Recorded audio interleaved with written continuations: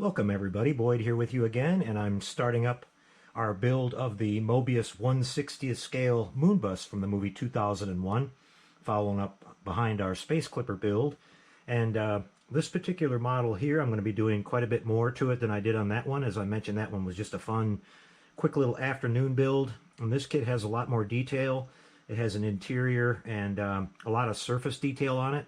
I'm doing my research, going around the internet, looking at reference photos of the model of the original shooting miniature, and there are a couple small inaccuracies on the on the outside of this kit, mainly on the rear area where the rear entrance hatch is, and a couple little small things. Now there's some aftermarket parts for this. There's a photo etch set from Paragraphics. There's some aftermarket resin parts that you can correct. Some of the small details that are a little bit off on these little side thruster pods, the rear cargo hatch, and these little rocket nozzles that are on the bottom of the ship. Now, taking a look at what they offered with that, you get basic resin parts here that you have to go ahead and put these little wires on. So what I did with my kit, guys, is I decided, looking at the cost of all the aftermarket stuff, like I often do here, I decided to work with what I had and just do a little bit of basic modeling and modify these a little bit to make them look a little bit better.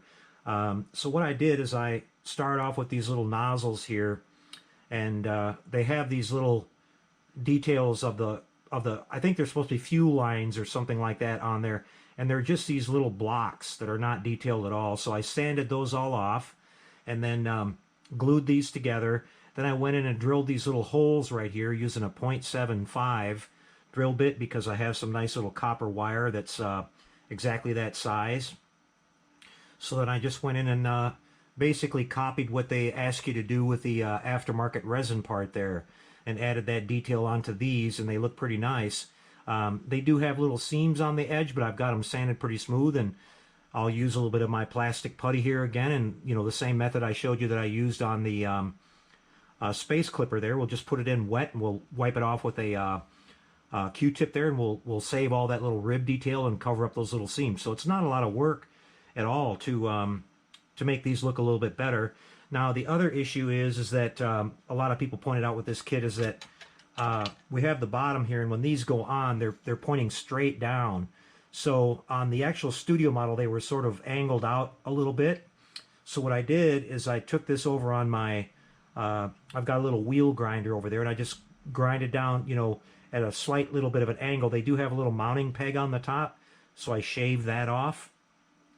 And then I just angled these a little bit now, so that when we put this on, you got to index the right way. But you can see now that we get that nice little outward facing angle of the nozzle, so you're perfectly fine. That's going to look really good. There's a little ring kind of bezel in here that kind of helps cover up that you've shaved off a little bit of these. These were supposed to be able to have like a little gimbaling effect, I suppose, where they could move around. But so we corrected that problem right away and made that look a whole lot better. So yeah, it's really simple. I just took a little bit of my copper wire here, my needle nose pliers, and it took me a few times to get the exact distance right, but I just bent a 90-degree bend on each corner, cut them off, and then put them in the holes and glued them in place. And then I reached inside with my clipper and clipped off the excess. So those are going to be coming along here. I've got the rest of them to do. Now, I was looking around at some various builds on YouTube, and I saw one guy that did a really cool little modification that the studio model also had. It had these little kind of grab handles right here on the sides of the, right outside the little windows here. I guess if you're walking along the side or something outside, you could hold on. And so that was really easy to add too. I just did the same thing with some wire here. I took my little pin vise, and to get my holes straight, I just like kind of laid it on this little edge here and went straight towards the little pillar right there, and then drilled all the way through. And then I came down the same way and kind of rested it on this little recessed edge here. Just came in slightly, a tiny little bit, and drilled straight down and through. So then you can see I've got this little piece right here that's been made, that's ready to go in. So I thought I would show you how I'm going to do that. I'll switch cameras here and get you a little bit more close up when we do that. But I wanted to talk a little bit more about what I've gotten done and what my plan is. I'm going to be lighting this whole thing. So up in the front part here, we've got this red lighting that goes in the the cockpit area, and then in the back we've got just regular kind of white lighting to light up the passenger compartment. So there's no bulkhead like in between the two, but it really doesn't matter. This light, when it mixes together, I'm going to put one little 3-bulb strip of red LED tape right here, and facing straight down, and that'll give me my red illumination inside here. And then by the time it gets towards the back, I'll have a strip of white right across here. Now there's these little cross beams that go on the ceiling. What I'm going to have to do is I'm going to have to put a little notch in each one of those so they just clear my LED tape as it's laying in there. There's enough of a ridge right here where if you look in the side, you're not going to see that strip of LED tape. You'd have to get like at a really low viewing angle looking up in order to be able to see that. So that's going to work out really good. I think I'm going to use the small 0805 LED strip for this in regular white, because I don't want a whole lot of light in here. I just want enough to kind of dimly lit the interior and show you that there are going to be you know, a little bit of detail in there and some people in there. You get some nice little figures with this kit. Get a couple of pilot and co-pilot figures up here too. So I think that's going to work out really good. And this light up here, this red, will get washed out as it goes farther back with the white light coming in here, and it shouldn't be a problem. It should all blend together really good. I'll run my wires along the side and then out. The nice thing about this is that it has a false floor that goes together like this. So let me just put these 2 pegs in place here really quick and show you how this looks. And so we've got a nice little gap. We can run our wiring. I'm going to light the 2 headlights here in the front too. You can see I've drilled these out, and I just did my little pilot holes there. And I'm going to take these out a little bit bigger because I think a 3mm white LED bulb is going to fit right into these perfectly. Just the little dome of it sticking up in there. It'll look just like it did on the filming miniature. And I'll probably resistor those down quite a bit so they're not like blindingly bright. I just want them to be able to kind of show up. We're going to have this on a little diorama scene like I talked about. It's also got these little side lights right here. We're probably going to do that with either fiber optics or a couple small little SMDs. But I've also taken the instrument panel here and I've drilled some holes into it just so we can put some random colored lights on that. I'm just going to use small little pieces of fiber optic. I did this in 0.75, and I'll just put them in there, clip them off, glue them on the backside with my solar res, my clear drying resin, and then I'll just touch over these with a little bit of different Tamiya colors, you know, the Tamiya transparent, maybe blue, maybe red, maybe green. And then when we backlight this, this will give you a simulation of all these being different light sources or whatever in different colors. That'll look pretty sharp. You'll be able to see, you know, you can't see it super clear when you look in the windshield, but you definitely be able to notice it's there. It'll give it a little something extra. Now, we'll just put a strip of LED tape across the floorboard right here facing upward, and that'll light this up. I'll light it up kind of dim so it doesn't, you know, take over too much, but that red light coming down is going to wash out the light leak of that. So we're not going to have to worry about making a little separate light box to, you know, mask or, you know, to separate all that. Like I said, if I do this properly and light it just right, it'll the red light from above will wash it all out, and so you won't see it. You'll just get a nice even red glow through the windshield, and you'll see a little bit of illumination coming through on the instrument panel here. So that's the plan for the lighting. Now everything's going to come down and then go underneath of this floorboard and then out the bottom, probably through one of the little landing legs and then down into my base.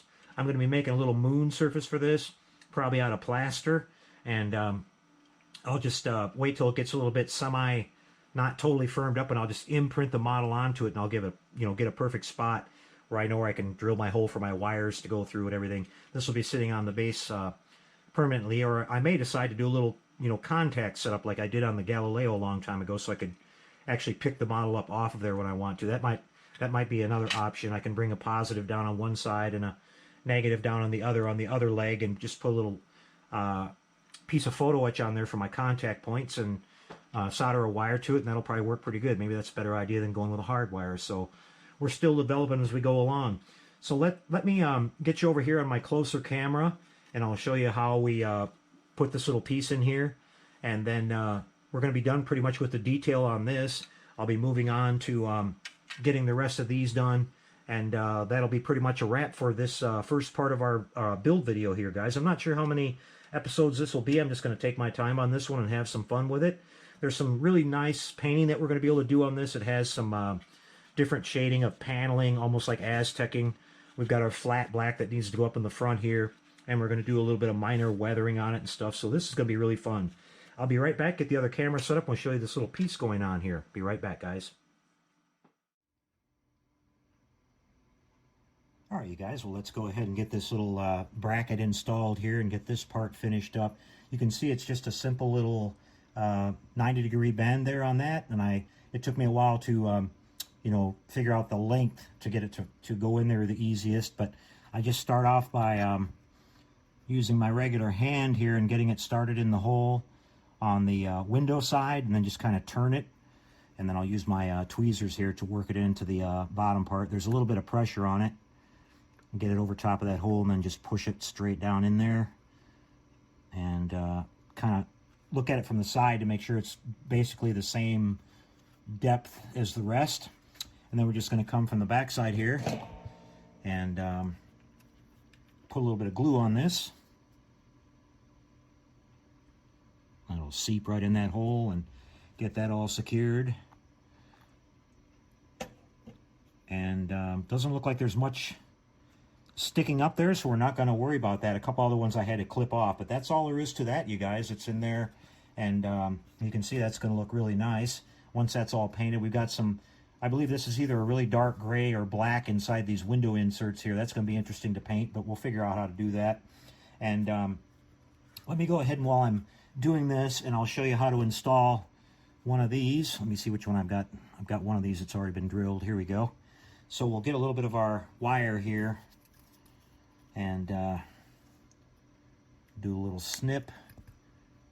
And we'll take our needle nose pliers, and we'll just make a little 90-degree bend on each end of it. Just like that. And you can see what I've got here is this looks like basically just a little staple, a miniature staple. And I'm just going to stick it in these two holes here. It took me a couple of tries of practicing, you know, to make these the right size. But after I did a couple of them, it started working out great. Now that just popped right in there. And we're just going to press it in there. And we want a certain amount of gap so it shows up. We don't want to, you know, we don't want it to be like completely flat.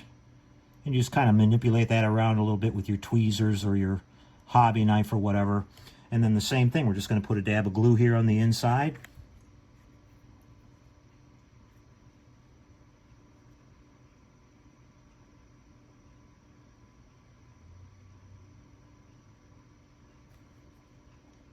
And then I'll wait a few minutes and fiddle around with a little bit more once that glue starts to firm up a little bit, and we'll make our final little adjustment on that. But that's basically it, you guys. Pretty straightforward.